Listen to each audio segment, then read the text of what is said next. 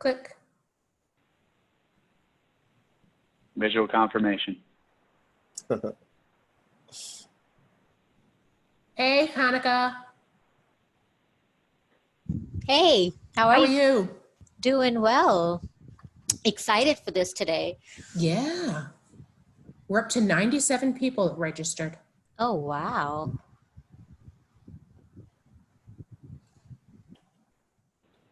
Hanukkah, at any point, feel free to jump in. Absolutely. Yep. And thanks for those comments too earlier. Hey, Tim. Hey, Tim.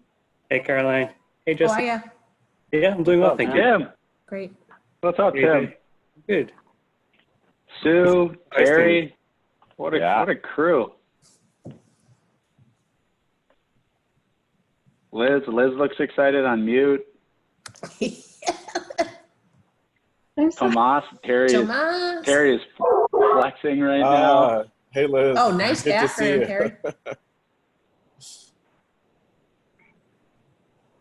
Good to see you, Nick. One of my favorite people here. High hopes for tonight. I know you guys are going to do awesome, and I've been looking forward to this for a long time. So thanks for having me. You got it. It's an important topic. You always know how to turn the pressure on, Terry. No kidding. Hey, my friend Jared. Hey, Caroline, how are you? I'm awesome. How are you doing? Thanks for joining. Good. Thanks. Yeah, I'm going to give you my best attempt at attention for this. All right. I'm also in the backyard watching a toddler. So You got it. I'm doing my best. Okay. We're recording it. I'll send you the recording. Okay, great.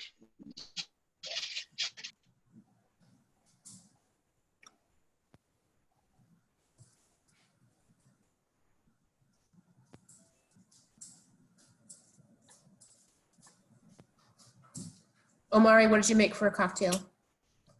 My normal, which is mostly Sprite, but a little bit of tequila. So Sprite and tequila. All right. yeah, and when I'm feeling really fancy, you put cherries in with a lime. So that'll be our next program, like our quarantine mixology, like Yeah. That sounds delicious. It's a good idea. A quarantine-specific mixology course discussion. It's awesome. And this group can do anything. So.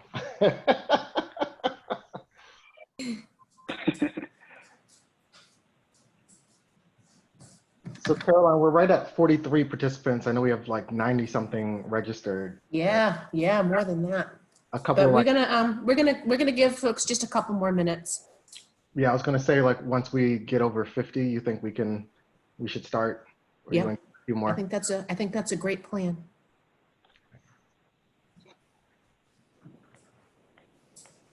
I think I see my pops join. Hey, Dad. Good to have you here. Yossi, what's up, man? Mr. Stetton.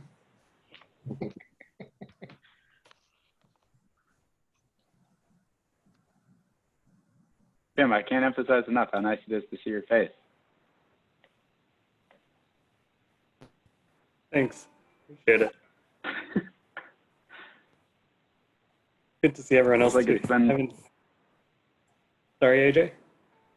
I was just going to say, it feels like it's been a long time since, I feel like the last time we saw each other was like the holiday party back in December. Yeah, it was indeed. I love when our bigs know each other. I think thanks to some Big Brother, Big Sister events that happened. I think that's how all the magic happened. So. Maybe the holiday party. It's like he's a plant.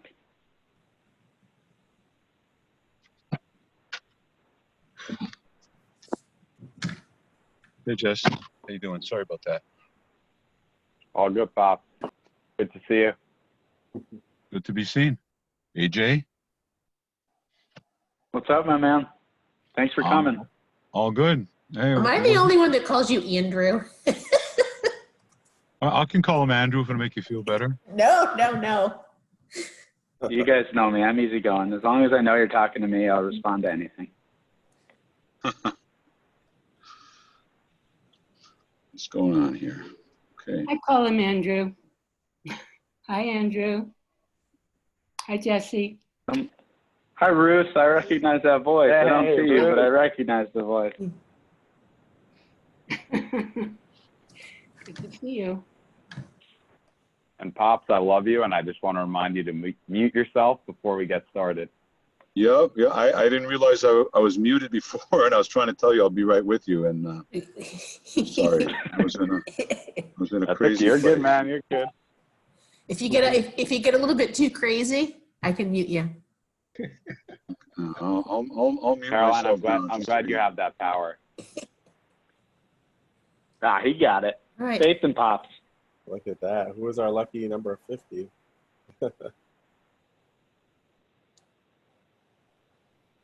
Awesome. I see Terry looks like a child with him. She keeps on getting lost in the Celtics banners.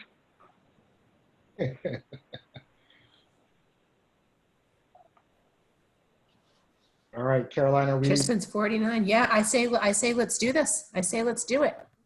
Awesome. Showtime, baby. Showtime. All right, well, here we go, everyone. So first of all, good evening and welcome. We're so glad that you all are joining us tonight for this conversation. This is the third installment of a series that we're calling Big Talks. My name is Omari Aarons. I'm a big brother and mentor to John, and very proud member of the Big Ambassadors, which is a group of existing bigs who share our experiences with people like you and discuss topics that really impact our littles and our abilities to coach and to mentor and to guide them. I prepared just a little bit of opening commentary about tonight, which is right here on my other laptop, so I'm gonna shift a little bit there so I can read. And then also want to just give us some ground rules for our conversation. Then I'll introduce the three gentlemen who will be joining me in tonight's conversation as well. And I want to give a special thank you to Caroline and to a number of the Big Brothers Big Sisters of Eastern Massachusetts staff who also are joining tonight. Really appreciate you and your work. So Big Brothers Big Sisters of Eastern Massachusetts partners with families to provide transformational one-to-one professionally supported relationships with caring adult mentors so that their children reach their full potential. Diversity, equity, and inclusion are core values. Racism, in all of its forms, is a threat to that authenticity. In June, the world took a collective deep breath as we watched the murder of George Floyd, and we took in the stories of Black Americans, friends and colleagues alike, who opened up about our differentiated experiences walking through life. The resulting outrage and outcry led to a tidal wave of statements of solidarity and support for the Black community. For Big Brothers Big Sisters, this program is more than just talk. 70% of the littles served in our programs are people of color, and 70% of our bigs are white. This conversation about race is long overdue. We recognize that we can't make any progress without acknowledging the issues and seeking to learn more about them. The experiences that we're sharing with you tonight are our own and not on behalf of the agency. We are talking as panelists to each other, just like we have before on Zoom calls in our living rooms or sitting around the table, and we're excited to welcome you into the conversation. We did want to create a space that is safe for all of us to ask the questions that we've been afraid to ask ourselves and each other. And our ask is that all who participate do so with an open mind and a willingness to learn. We're grateful to Big Brothers Big Sisters for their guidance, resources, and support to navigating these conversations, and most importantly, the space to have it. I'll get us started with a few questions that I've already sent to our panelists, and then I'll invite you all in as the audience to ask questions as well. A little bit of housekeeping as we jump in, and before I introduce you to my friends that are joining me for tonight's conversation. So first, this session is being recorded for people who were not able to attend, and so that also can be shared out. Please ensure that you are on mute. And the reason that we would ask that is not that we don't want to hear your voices, it's because the Zoom system prioritizes the sound of whichever panelist is speaking. And we want to make sure that you hear the great wisdom and advice and thoughts and perspectives of the panelists. For the best experiences, on the top right-hand side, if you're in a laptop view, we would suggest that you set your preference to speaker view as opposed to gallery view, so that you'll have the best opportunity to see who's speaking at any point in time. And then throughout the discussion, we have the chat feature here. Thank you for those who submitted some questions in advance. We'll be sure to ask those as well. But any questions that you have that come up that you'd like to ask, that you'd like the panelists to answer during the course of the conversation, please feel free to drop them into the chat at any time. You can also private message me if you don't want them to be publicly shared. And we will work to pull them into the conversation tonight. So with that, let's get started. So I'm excited to be joined in this conversation by some of my absolute favorite human beings, Jesse, AJ, and Anthony. And I'll ask them to introduce themselves in just a moment as they answer the first question. So the first question that we wanted to talk about tonight is just for the guys, like, how are you feeling about what's happening right now at this moment in society? If you had to pick a word to describe like how you're feeling right now, what would you say and why? So AJ, let's get started with you. Sure. First, thanks, Omar, for that intro, and to Caroline and the folks at Big Brother, Big Sister for making this possible. But my name is Andrew. I go colloquially by AJ. I have been a big brother to my little brother, Tejan, for nearly 5 years now. So needless to say, we know the ins and outs of each other pretty well. I think Omari, about that question, as I thought about that question, I think more whole is probably what I would say. You know, taking it in a personal direction, it feels like right now is a moment of reckoning, but it's unlocked some like real, like deep-rooted shame, guilt, and insecurities that I have. You know, conceptually, I could have told you forever that racism was real, but now it is real for me in ways that it hadn't been. And I know when we talked previously, we talked about the passing of John Lewis and like how sort of momentous of a figure he is. And I don't think it's coincidence, you know, his passing in this timing. You know, he talked about redeeming the soul of America, and I kind of feel like that's what I mean when I say I've become more whole. There are some things that I needed to address in my life to feel a little bit more comfortable going about it as myself and comfortable in my own skin. So just appreciate everyone being on this call, being a part of this. Super nervous. That's how I feel specifically about tonight, but more whole is what I'd say in terms of how I feel in this moment. Thank you for that. Thank you. Anthony, what would introduce yourself to the group, and if you had to pick a word, how are you feeling? Yes, thanks, Omari. You know, first of all, like AJ, feeling great about being invited to join these gentlemen on this discussion, and reflecting leading up to tonight has been really great. You know, I've been a mentor to Denzel for 4 years through the Big Brothers Big Sisters Mentor 2.0 program. And, you know, that's just been such a rewarding experience. As it relates to society, vigilant is the word that comes to mind. You know, vigilant because we're kind of navigating really tough waters right now in society, and we're not necessarily the captains of our own kind of individual boat. We're all in this together in many ways, and it changes day to day. Even when things are okay for me personally, I'm constantly concerned about loved ones, whether it's because of COVID and health concerns or being on high alert for my like Black family and friends who could be harmed at any moment, it feels. So, you know, definitely doing the best we can. Hopeful this week, especially with some things going on nationally for a better future, but very, you know, remaining careful and vigilant and excited to join this conversation tonight. So much. And Jesse, what about you? Sure. So hi, everyone. My name is Jesse, and also just want to echo a thank you to Big Brothers, Big Sisters of Eastern Massachusetts for tonight, but really for the last 2.5 years that I've been matched with one of the most kind, thoughtful people I know. AJ, I know you've met Demetrius, my little bro, before, and it's becoming a big brother has been one of the best decisions of my life. So a thank you to the agency for that. And I thank you also and feeling grateful for spending time with three guys I love, Anthony, Amari, and AJ. And it's been so special getting to know you guys for the last couple of months. I think as it relates to how I'm feeling about society at the moment, I think hopeful, in part, maybe by nature, maybe by nurture, a bit of an eternal optimist. And also, I'm a big Brian Stevenson fan. You'll probably hear me reference him throughout this conversation. And one of the things that I think he reminded me during this time is that we can't move forward as a society until we face truth and we face reality head on. And until we're willing to face that, we can't move past it.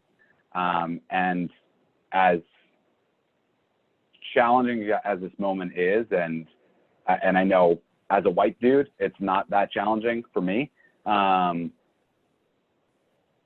still feel very hopeful that we're facing the reality of our history as a country and of the reality of the day-to-day lives of so many Americans.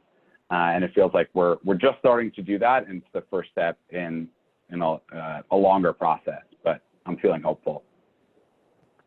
Yeah, thank you. Thank you, all three of you, for sharing. I think my word would also be hopeful. I think I've been really excited about the statements of support that have been put out. A lot of companies having conversations, a lot of organizations having conversations that they haven't had before. And I think that's, it's absolutely critical that the conversations are happening, because that's what's really going to inform our plan forward and move us to action. So thank you for sharing that. Jesse and Andrew, if I can come back to, I'm sorry, Anthony and Jesse, let me come to you for this next question about your race journey. So questions for you on, what did you learn about race growing up, both explicitly, implicitly, that's informed like who you are and how you're feeling about this moment as well? Definitely. Can jump in there. So a decade ago, if you had asked me this question, I would have struggled a lot with it, and it's gotten a little easier. But I was born to teen parents in Texas, put up for adoption, and was fortunate to kind of land in a loving, caring home. But it's worth noting that home was in Maine, which is one of the whitest state, is the whitest state in the country, I think. My adopted mom, who I just call mom, identify as white. And so wasn't always easy with that, but my mom had grown up in Georgia during the heights of the civil rights movement. So, she was actually one of the people most affected by the passing of John Lewis that AJ mentioned before.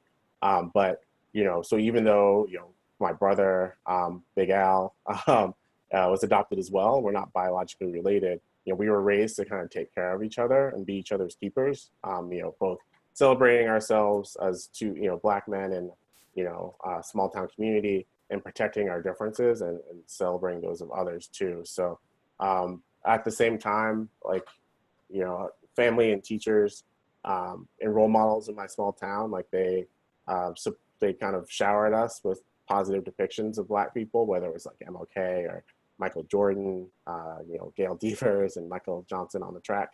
I was a big runner. Wish I still was. I probably believe the narrative, like many Americans, that racism wasn't a big problem in New England, at least. Fast forward as I got older and saw depictions of Black people on African Americans on MTV and BET, and came to college in Boston. I started to realize a bit more about how there are such wealth disparities, whether looking at a Cambridge and a Roxbury, for example, and started to question just myself. I was in college, am I smart enough? Am I too poor, too rural? Am I Black enough?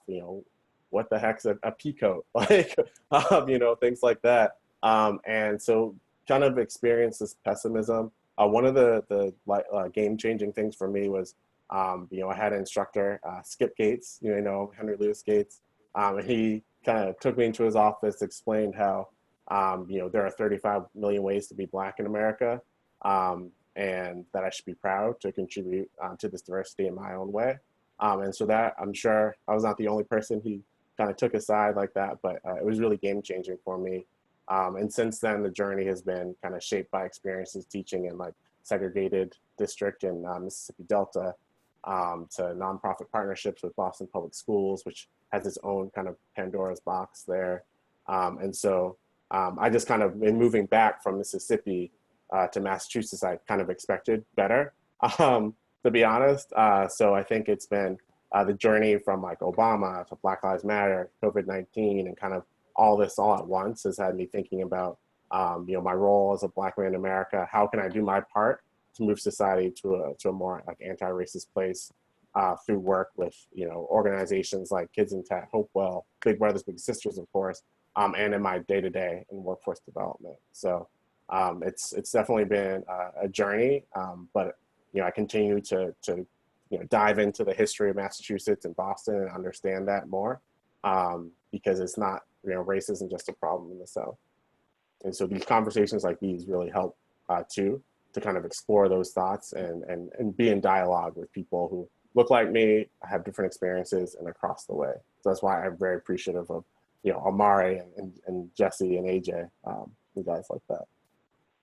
Thank you for sharing that, Anthony. I love what Dr. Gates told you about there's 35 million ways to be Black, right? Like too many media depictions talk about the Black experience is one thing. Absolutely. And it creates this opposition of like the Black experience from the white experience. So with that, turning to you, Jesse, and tell us a little bit about your race journey that's got you here today. Sure. So I guess to start throughout this call, I'm going to share my experience as it was, and I hope that it isn't hurtful or painful to anyone on the call. It feels important to face reality, to my comment before, and being inspired by Brian Stevenson, and share what the experience was in order to move forward. And I'm going to, in being, I guess, vulnerable in this moment, and share, like, I am a bit embarrassed about the early starts of my race journey. As some of you friends on this call may know, I grew up in a pretty insular Orthodox Jewish community in Queens, New York, Queens being the most diverse county in, I think, the world. And yet I had no friends who were not Jewish. I had no friends who were not white. There were a few Black kids who I played basketball with in the park. And that was about it. That was the extent of race. And though my parents were both very decent people to all people, the community that I grew up in, I think, was both openly and subtly, I would say, a racist environment. And one of the many reasons why, personally, I left the community that I grew up in is because of the view that the community has had and has on people who don't look like them or sound like them. And that includes, again, overtly like condescending slurs and terms to some of the more subtle things that people might not say, but would very much imply. And that was the beginning. So I guess, like, very lost and going in the wrong direction on the race journey. And then, I went to a liberal arts school in the Boston area, and I feel like sort of entered this like colorblind stage, right? Like, I don't know, I had friends who were of all different races and all different backgrounds. And I thought that the way to walk through the world is really just to not see any difference and just assume that if I just treat everyone the same, everyone's going to be treated the same. And that's what the experience of like people in the world would be. And I think over the last, 5 or 6 years, both in terms of having conversations with friends of mine, reading books like Between the World and Me, watching movies like The Hate You Give, and of course, seeing the atrocious tragedies that have been in the news over the last 5 or so years, have transformed my experience. So I feel like perhaps I feel a bit, in a way, like late to the game. And I feel like I'm in a place these days where it feels very important to recognize the experience that race plays in the world, and the experience that unfortunately race plays in our society, and that affects a lot of people who I really love and care about. And so I think where I am today is not the end of my journey, but these days committed to being anti-racist, to reflecting on my own personal biases, the conscious ones, the unconscious ones, trying to notice more, to see the experiences of others, to try and see what are the overt and what are the subtle aspects of society that are still at play and are still awful in places where we really need to move the needle, and very much committed to being a part of it. So I guess that's where I am today. I hope, Omari, when you ask me where I am in like 2 years from now again, there'll be more to that story. Thank you for sharing that, Jesse. Yeah, AJ, let me come to you on this next question. A little bit of a continuation of that, because I think Jesse took us right into like how his thoughts have evolved now. One of the questions that we talked about, away from the public before we got here, is really around what are some of the unconscious things that we have in our head, the questions that we've wanted to ask that we haven't asked yet, and how we're contending with those in our heads. Any insight that you'd want to share with the group as well? Yeah, I think one of the things that you guys unlocked for me, is specifically Anthony's reference to the 35 million different ways of being Black, was I think maybe I was so apprehensive to enter the conversation that like I just took the narrative that people told me was the narrative and projected that on, if you were Black, like that's sort of the reality I expected you had. That was the perspective you held. And so one of the things I think specific to this conversation that has evolved for me is like an understanding of the nuance of everyone's experience and the importance of like coming to any conversation, interaction with no sort of previous expectation of how the other person is arriving. One of the things that Jesse said that I think is like super important to put a pin in for myself, and something I continue to try to work on, is this idea of color blindness and its convenience when it works for you and the inconvenience when it doesn't. I think like, situations where like it behooves me not to see color, I don't. But when I'm the minority in any situation and talk about like empathy and understanding, like all of a sudden I see color. And that goes back to this idea of privilege. And privilege has been something I think I've been, reconciling with in this moment in particular. Privilege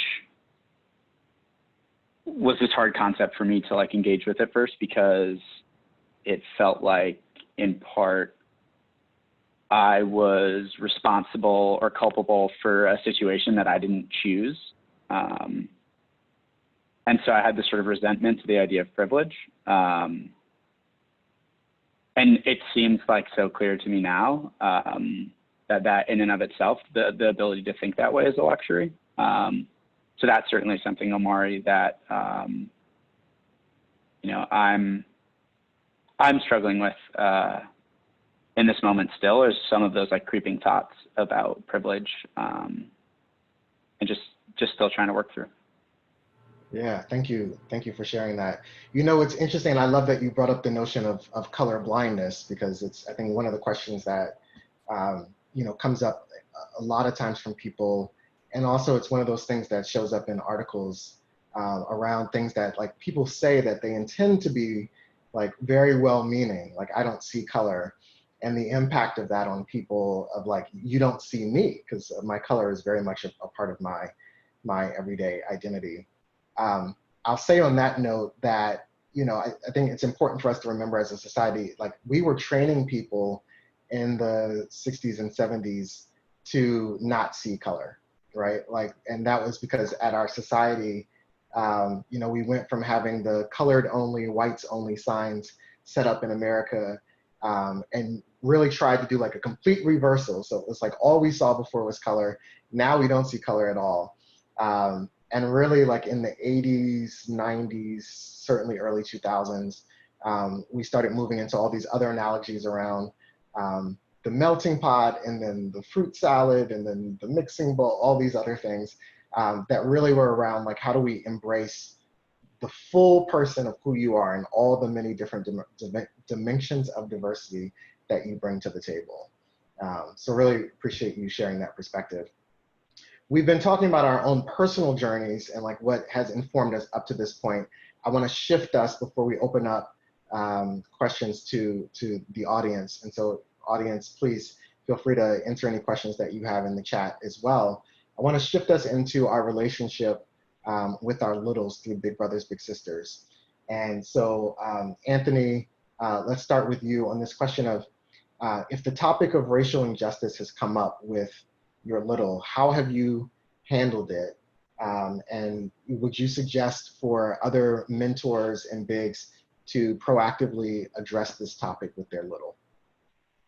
Absolutely. I think this is important. And one of the most important things that I value as being a mentor or being a big, it's just the power of listening. I think sometimes that can feel cliched, but it's just, you know, I know that with my mentee, Denzel, he's just his, you know, he's proud of his Black, you know, Haitian roots. And we've had a number of great conversations, and a lot of that is just me listening, him having an outlet.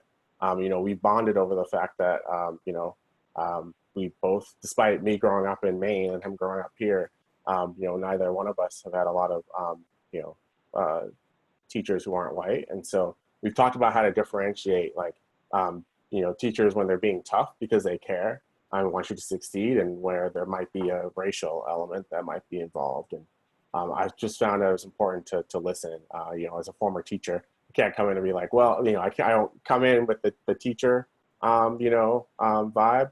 It's just like listening and then moving past that. And in other conversations, it's about like, you know, having deeper conversations about like how, you know, Black people don't necessarily have the power and privilege in America to be kind of capital R racist, but, you know, we have to watch, for example, how we treat our, you know, Asian brothers and sisters, you know, and we've had conversations about that when, like, you know, they were, you know, some of his friends were kind of throwing stereotypes back and forth each other, like Black stereotype here, Asian stereotype there, and how, you know, I know for me growing up, like, it was pretty black and white. You know, I didn't have a lot of classmates who were like Asian or Latino. So, you know, we were able to bond through that and talk about how, you know, race-based insults aren't really the way to go. But first, before I could get to that point where he, you know, trusted me, it was important for me to kind of listen to Denzel and continue that. And that made him more comfortable, I think, bringing up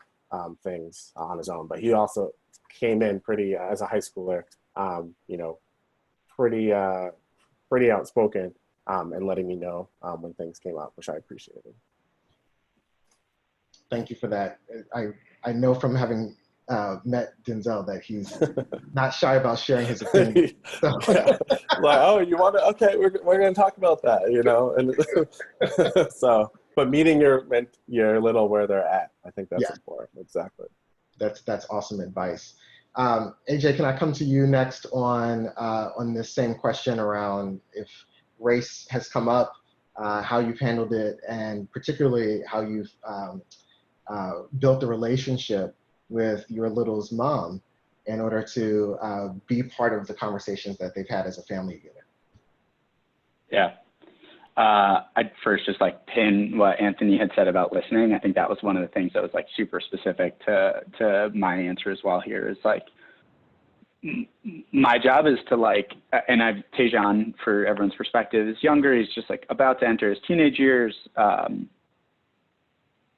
And I feel like my role is not to share with him like how he's supposed to feel, but to let him build that confidence in how he feels himself. And so a huge part of that is just listening super actively and asking questions, sort of pull on some of the strings that he's sharing. And so like, that's my approach to any conversation we have, you know, whether that's about sending a Valentine to a friend or, you know, talking about, you know, anti-racism in this moment. To go back to your point, Omari, yeah, his mom and I have been super fortunate to build a relationship that's like, she's like part mom, part sister, part mentor to me.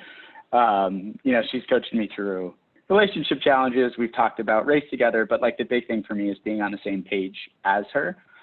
It's her son, and you know, these conversations are so important. You know, I'm a white man having a conversation with her like young Black boy. And so in my mind, like having these conversations is also super important, because if I don't get the context that you shared about her concerns about, you know, her young Black boy becoming a Black man and the way the optics change and the perceptions change of him in that moment.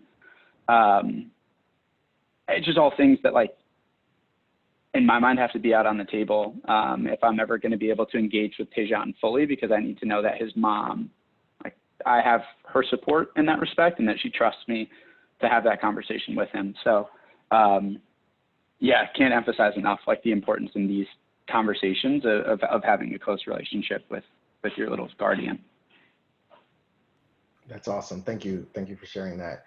Jesse, let me ask you, you know, because there's, I think, two questions. One is just tagging on that last one, because there is a 30% gap here, right? Where there's 30% of the kids in the program who don't identify as a person of color and are white, that could potentially be matched with a white big, right? That are the 70% in the program. And so for a white big and a white little, important for them to also have the conversation about race. Would love your thoughts on that. And then a question for you on tools and resources that you found helpful for your own learning. What have you found that you wish you had earlier that you've incorporated in your relationship? Cool. I mean, I think everyone should be having a conversation about race. And I think that's one of the things for me that I've learned. I mean, it's not, for me, like, it's not conversations that I have just with my Black little or my friends who are people of color. Like, race is present. The issues of race are present in our country. And these are conversations, if we're individuals who care about humanity and care about our country, care about the world, and frankly, like, care about ourselves, we need to be having these conversations. So for white bigs and white littles, I'm sure conversations are all different and unique, and yet the conversations around race, I think, very much still need to be happening. For me, resources and tools that I found. So I'm a big, like, both podcasts and I guess book person. So for podcasts, again, I talk about them all the time now, but like anything Brian Stevenson is on, I'm listening to. I think he embodies like what America could and should be, and hopefully will be one day. He's like the modern day Jesus of like understanding like the role he needs to play and doing it. I think books that have been helpful for me have been White Fragility, Between the World and Me. We recently at work read Sister Outsider by Audre Lorde, and it was learning about the concept of intersectionality for the first time, or probably for the first time, I feel like was really impactful.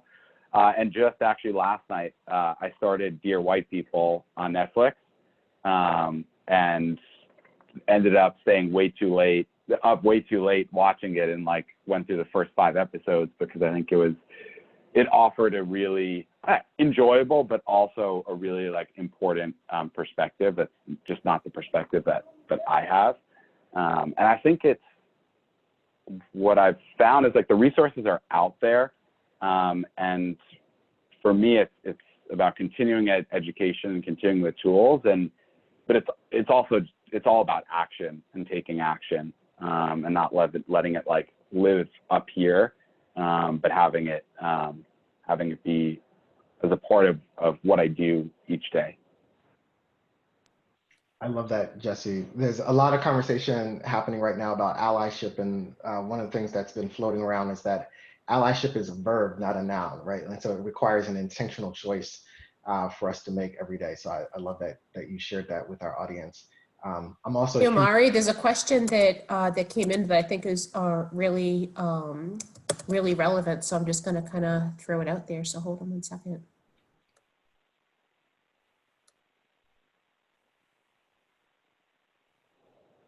The suspense. Should have had it right there. I I know, hope it's geez not a question Louise. for me. So what advice do you have for bigs whose littles' opinions on the current racial tension in the country are in contrast to their own views? That is a really good question. Anyone want to take a pass at answering? Amari, I want you to answer that one, man. Well, so my answer is, first that everybody's on their journey, right? Like, and, particularly for our young people, they have brilliant minds of their own, but, there's a lot of data about the importance of like early childhood and what's being fed to them from their environments. And so, I think for them, one, it's just recognizing that in many places, they're thinking about what they've been exposed to and what they've seen. And I think the other piece of it is like just listening and sharing. I think part of what I share with John all the time is, who's my little, is that he challenges the way that I think as well about things, because we're in different generations. Our backgrounds are not exactly alike. And so as much as he raises things for me that I'm challenged with, it's, I think, also part of my responsibility to give him some things for him to think about differently as well. And so it's, just important to listen to each other and to make sure that we're respectful of people's opinions and where they come from. Anybody else? What would you say for the person who asked this question, the advice? They have a little whose opinions are contrary to theirs. I'm gonna just echo you, Omari. I think like the big thing about being a big is not like, it's not being right. It's not about inserting your opinion. It's just like, it's building the confidence and the perspective of like your little. It's a hard line to walk, because like oftentimes I feel like the perspective at home is the perspective that's shared, and so there's more nuance to that relationship even than just like what your little believes. It's probably related to something that, to your point, is like been influenced by the environment. So part of it is just like piecing that together to build like a more full picture of sort of the ways in which your little is coming to those conclusions, and then the sort of discretion that you have to understand whether or not it's worth like thinking through that with them, or just acknowledging that there's going to be a difference of opinions, and making sure that they understand, especially at this time when it feels like difference of opinions are like not tolerated, that like that's exactly what, like how you're going to show up, is to say, it's okay, I don't feel the same way, but the fact that that's the case doesn't actually reduce our friendship. It enhances it, because we're able to like sort of navigate around that. Again, it's just like, it's those lessons that you feel like you got in like children's books that now come full circle as an adult, and you're like, oh shoot, like the rabbit knew something. It is like the Sunday school lessons and the childhood lessons coming home, to the fruit to bear. Thank you for that. I love those perspectives. Just queuing, I have 2 or 3 more questions on my screen, but also would love to incorporate any questions from anyone in the audience. So if you have them, I don't know if we have to raise your hand or whatever, and we can call on you, or you can send them through in the chat. Anthony, let me come to you on this next question, which was another one of the ones that we sent out in advance. I would love for you to just complete the sentence. The sentence here is, I wish I had known blank. What is it that you wish you had known before now. Yeah, awesome. I wish I had known more about Massachusetts history. To be honest, I suggest people walk along the Freedom Trail or go to the Lowell Mills Museum to learn about more about history and kind of Massachusetts involvement in the slave trade. Reading Stamped from the Beginning, Abram X. Kendi, more popularly known for How to Be Anti-Racist, but my personal opinion is that Stamped from the Beginning is better. But that's but I just wish I knew more about Massachusetts history and just the history of New England, having lived in Mississippi and Maine and Massachusetts and other places. Thank you for that. Andrew, complete the sentence. Something I want to do more of is what? Have these conversations with you guys.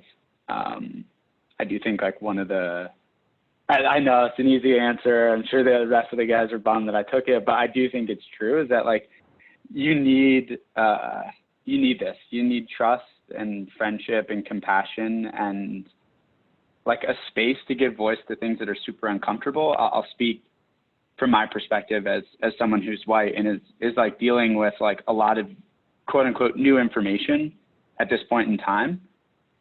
Yeah.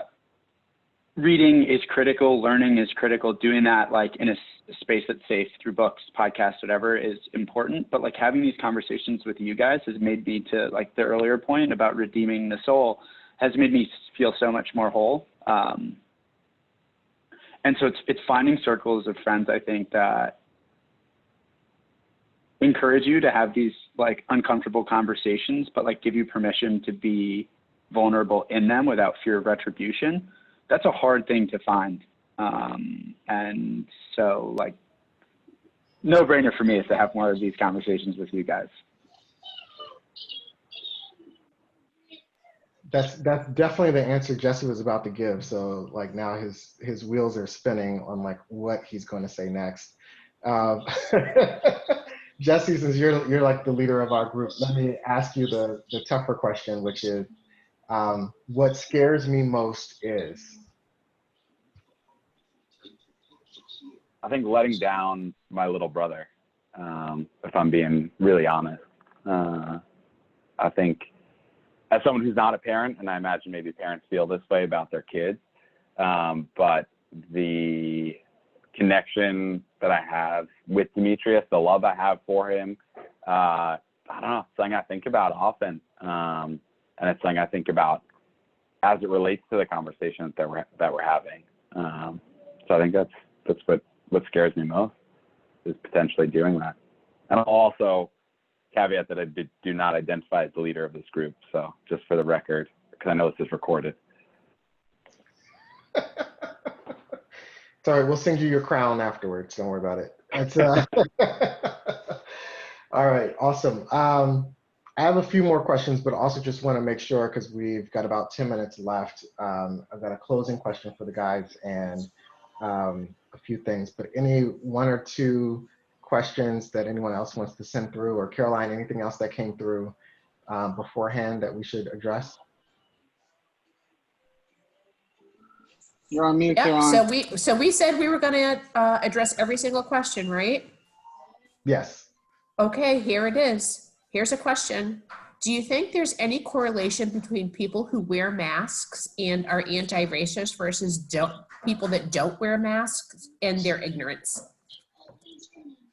Ooh, that is a good one. I think I can handle this one. But I may have bit off more than I can chew. I feel like the way maybe I'll frame this back to you guys is to think about that as if our little had asked us that question. And then when I think about that answer, it's probably a conversation that starts with a question around why do people wear masks? Which is a conversation that Tejan and I have actually had together. And what we talked about is the risk for yourself, why you would wear your mask to protect yourself, from other people, but like the act of wearing a mask as a way of protecting your community, the public health aspect of wearing a mask, and why that's important. But the other conversation we had was around not jumping to conclusions about why people would choose to wear a mask or not. And I think that's like equally present in the conversation around, are you wearing a mask because you're anti-racist and you're not because you aren't? I think that's kind of like a false scenario. Access to masks early on was something that we talked about. The perspective in your home. We talked a lot about like the ways in which religious beliefs govern like the clothes that people can wear, like all of those things about the nuance of identity, which again, like I feel like Anthony put so brilliant for me and put into perspective around those 35 million different ways to be Black. It's like, it's true of all people. So I guess that's the way that like Tejan and I have sort of come at that question without directly asking that, but it feels a lot too scientific for me to make a guess on. So I am not going to do that. Yeah, I love that perspective, and I love flipping it around and thinking about like if your little had asked you this question, how you'd answer it.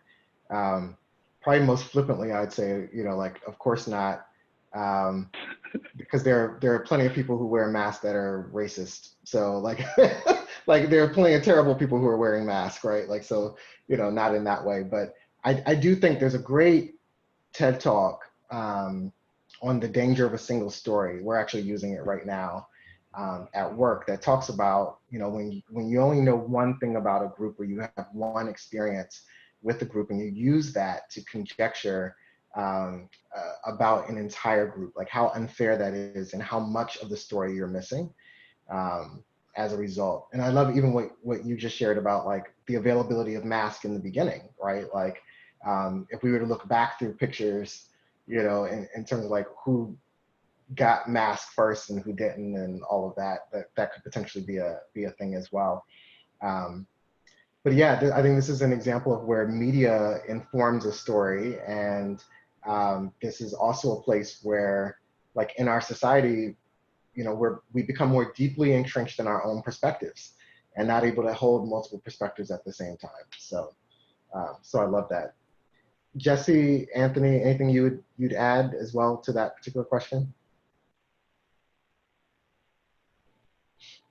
No, I think that's great. The inner science teacher in me was like, if I were in the classroom, be a whole lesson, but just from the mentor perspective, I think, you know, the way that, you know, the way that you, AJ, kind of framed it, and from a place of inquiry, I think is really good. It helps, you know, helps the littles kind of develop their own powers of observation and then think critically about what they're seeing. And that's really important, because it's not about just what they're seeing about other people, but it's what they're digesting from the media about themselves, right?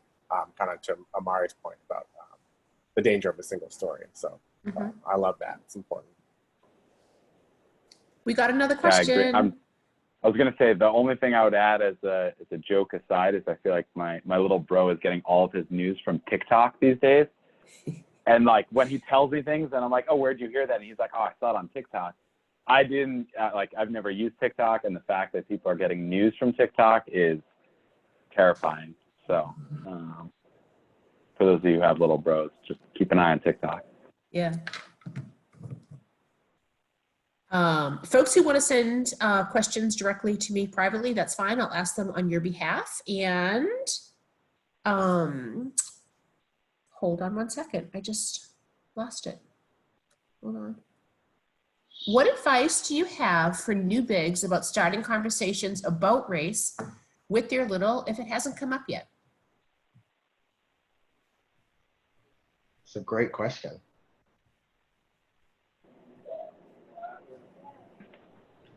I'm happy to take it, but yeah, Omari, go, please go, please go. I'll say John was a senior this year, and so I'm trying to think about what happened first before COVID. There was something else that happened before COVID I think he was talking about, I think there was someone at the school who had been shot, and so the school did a whole, his school did a whole thing about gun violence and just like what was happening. They did kind of like an in-service day. And, you know, so it came up in the context of like, what's going on, like what's new with you since last we talked. And he shared that. And so we had this whole conversation about, well, how did that make you feel? Similarly, like when COVID started and we, you know, in the very beginning when none of us really knew what this was about, in early March, when I talked to him, and he was upset about like the dance being canceled and some of the other, like there was a field trip he was supposed to go on and some other things like that, and it being senior year. And so we just, you know, in that moment, like asked him about like, how are you thinking about like COVID and given what you know and like how impacted your family and all of that.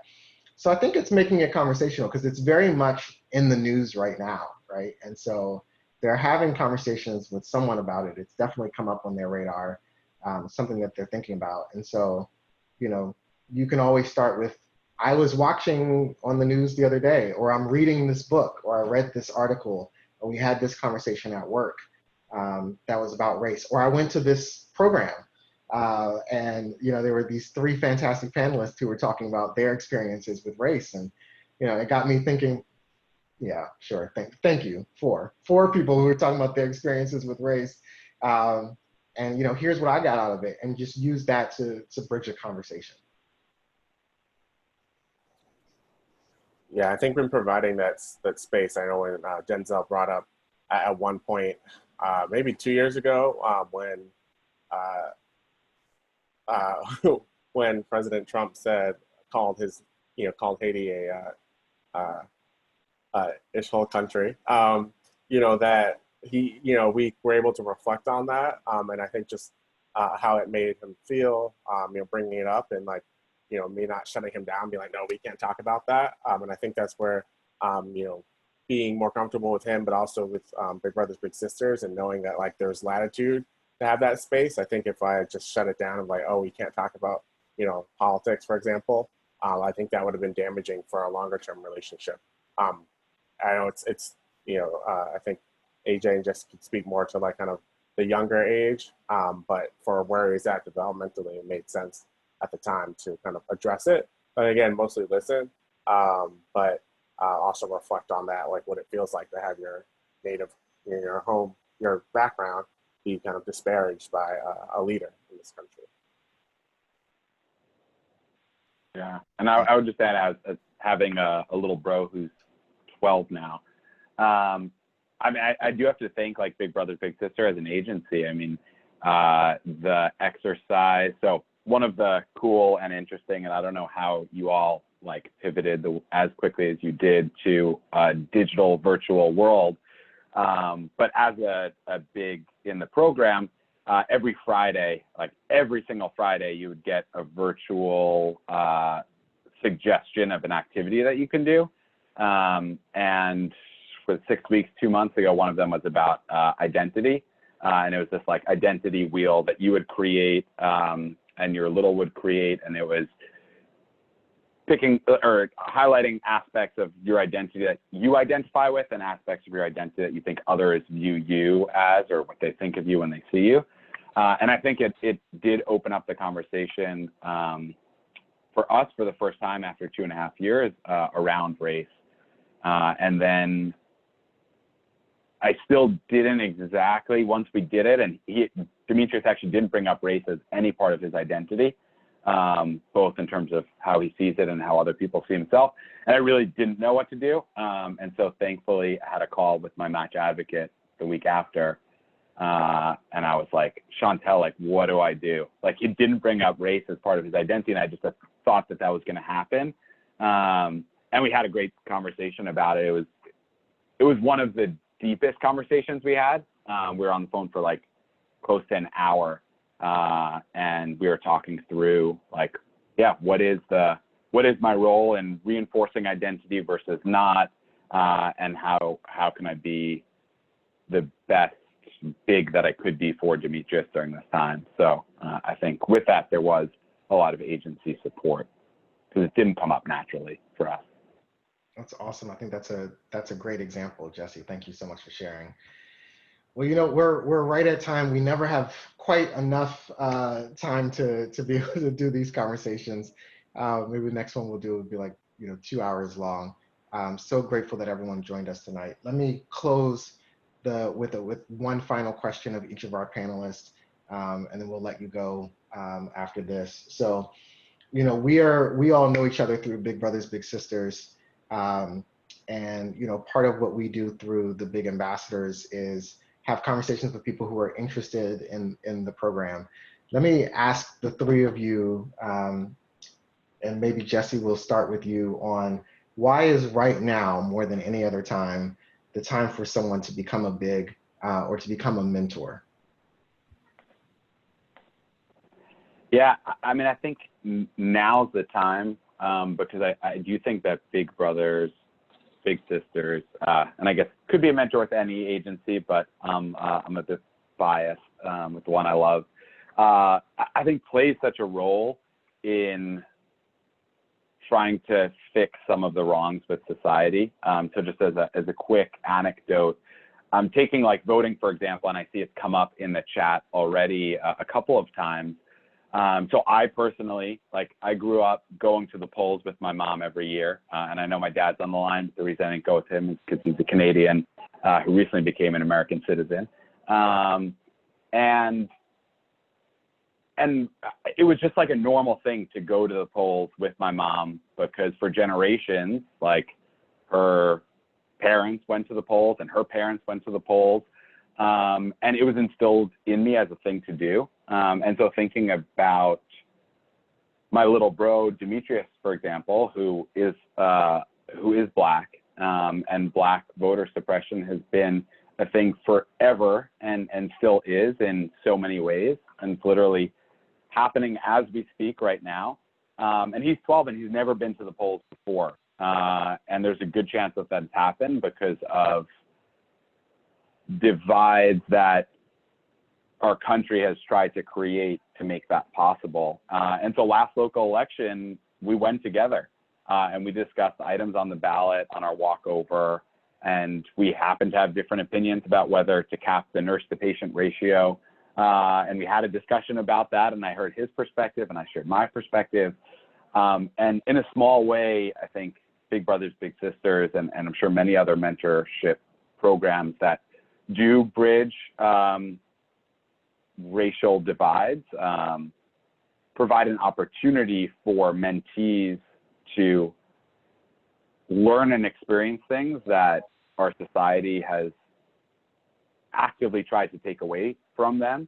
And personally, it impacts people like me in such profound ways because I do think that love breeds understanding. And when you're a mentor, you do love the person that you're a mentor for, and you care about making things right for them and making things right for the country. So it feels like now is the time to get involved. Thank you. Thank you for that, Jesse. AJ, if I can quickly turn to you and then to Anthony and maybe 30, 45 seconds or less, why should people get involved right now? Yeah, one, conversations like this one, this is the community that you become a part of, and I can't underscore enough how much these guys have meant to me at a time when like sadness feels like it constantly tries to creep in. Two, as Jesse pointed out, like Big Brothers Big Sisters is an organization built for this moment. The mission is to build bridges and strengthen communities, and like I can't think of like two better like actionable things that we can be doing right now that like make a difference, not just when we talk about like being anti-racist, but like when we talk about being better neighbors, which I think ultimately like is the most aspirational thing we can live up to. And like, I don't know, giggling with Tejan as we're like playing stupid games on my phone. Like those are like moments of joy you don't get as much now because the like interaction you have is so little. And when you think about like the need for young boys and girls who are just growing up in like a paradigm shift of a moment, like that support, that care, that love is so important. And like, I hope you took away from this conversation that it's about caring, trying, and showing up. There is no secret sauce. There is no like unrealistic expectation or bar that you have to hit as a big. We'd love for each of you on the call tonight to reach out. I feel like this act of joining us even tonight is the first step. So thanks for being here. I probably took more than 45 seconds. I'm gonna pass it to Anthony. Bye. Awesome. Thanks, AJ. Yeah.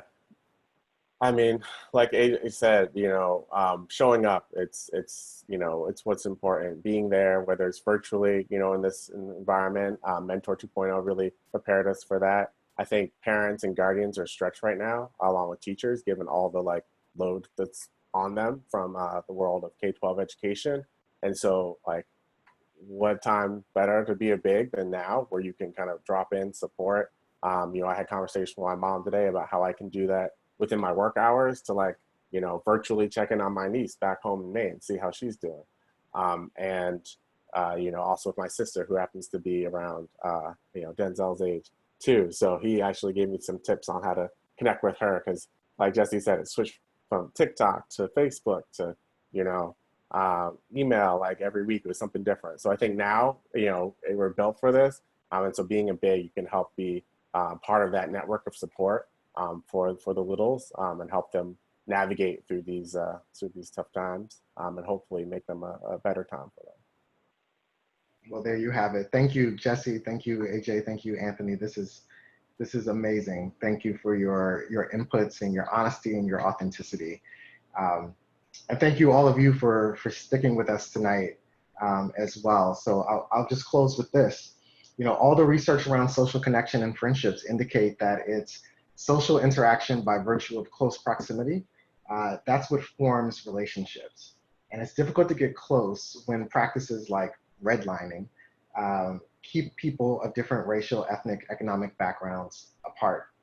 And I think what's beautiful about the Big Brothers Big Sisters experiment that's been going on for decades now is that you take an open-minded, willing adult and pair them with a bright and curious child.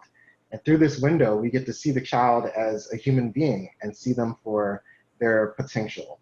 It removes all the notions that are perpetrated in the media about them not being as smart or as capable or as hardworking as other children. You meet and love their family and not just the child.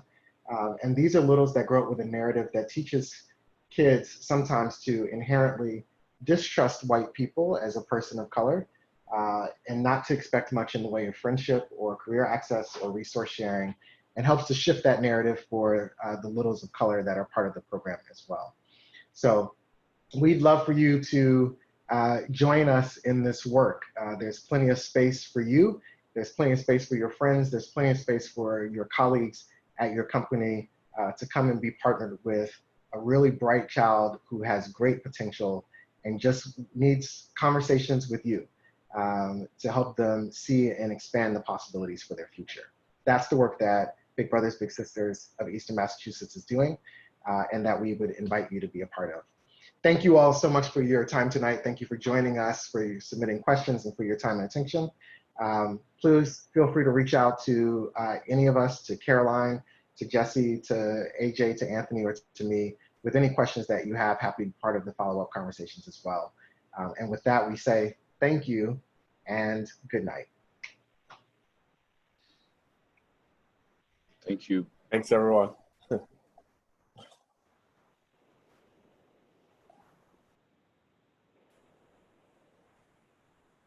Way to kick some serious butt, everybody. That was amazing. Yeah, baby. Love you all so much for the inspiration.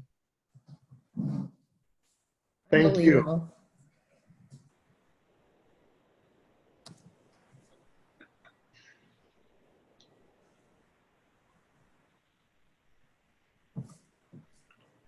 All right.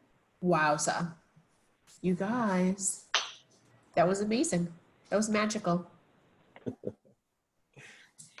That was a great conversation, guys. That was an awesome, awesome conversation. Yeah. How do you guys feel? I'm gonna hold on. I'm gonna stop